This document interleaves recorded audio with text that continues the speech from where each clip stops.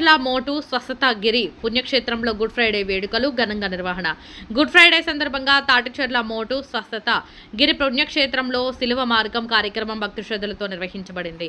ఈ పుణ్యకార్యంలో భాగంగా పరిశుద్ధ శిలువ మార్గం తాటిచెర్ల మోటు సెంటర్ నుండి స్వస్థత గిరి పుణ్యక్షేత్ర ఆలయం వరకు సాగింది.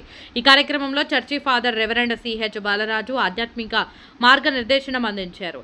సంఘస్థులు అధిక సంఖ్యలో పాల్గొని తమ భక్తిని చాటారు. పరిశుద్ధ శిలువ మార్గం నడవడం ద్వారా యేసుక్రీస్తు శ్రమను స్మరించుకుంటూ ఆత్మీయంగా ఓర్పును పాటించాలనే సందేశాన్ని అందించారు.